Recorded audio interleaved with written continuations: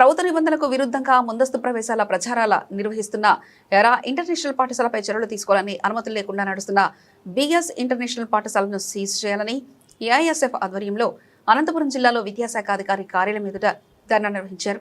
AISF జిల్లా అధ్యక్షుడు హనుమంతనాయుడు, ప్రధాన కార్యదర్శి కుల్లాయి స్వామి మాట్లాడుతూ జిల్లాలో ఎల్ఈడి తెరల ద్వారా ముందస్తు ప్రవేశాల ప్రచారాలు నిర్వహిస్తూ అధిక ఫీజులు మరియు పుస్తకాల పేరుతో తల్లిదండ్రులను దోపిడీ చేస్తున్నారని ఆరోపించారు. గార్లదిన్నలోని బిఎస్ ఇంటర్నేషనల్ పాఠశాలకు సరైన అనుమతులు లేకపోయినా ప్రవేశాలు చేపడుతున్నారని, ఎల్కేజీకి 1.80 లక్షల వరకు ఫీజులు వసూలు చేస్తున్నారని విమర్శించారు.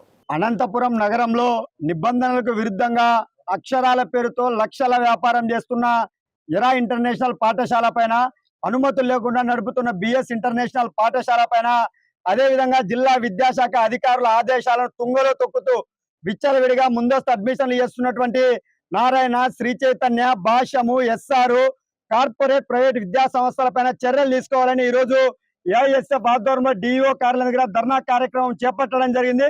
ఇవాళ ప్రభుత్వ నిబంధనల ప్రకారం విద్యా సంవత్సరం జూన్ మాసంలో 12వ తేదీ ప్రారంభం అంటే ఇవాళ జూన్ 12వ తేదీ ప్రారంభం కాకనే ఇప్పటికే అనంతపురం నగరంలో విచ్చలవిడిగా కార్పొరేట్ ప్రైవేట్ విద్యా సంస్థలు మరి ఏప్రిల్లో చేసుకుంటే ఇంత ఫీజు, మేలో చేసుకుంటే ఇంత ఫీజు అని చెప్పి రకరకాల పేర్లతో ఇవాళ ఒలింపియాడ్ అంటూ, టెక్నో అంటూ, సిబ్యాచ్ అంటూ, ఐకాన్ అంటూ, ఐపీఎల్ అంటూ ఇవాళ ఒక నర్సరీ తరగతికి ₹1,00,000 నుంచి ₹1,80,000 వరకు అనంతపురం నగరంలో విద్యా సంస్థలు ఫీజులు వసూలు చేస్తా ఉన్నారు. ఇవాళ కార్పొరేట్ విద్యా సంస్థల ఫీజుల దోపిడీకి వ్యతిరేకంగా ఏఐఎస్ఎఫ్ ఇప్పటికే ఆందోళన కార్యక్రమాల రూపంలో చేశాం.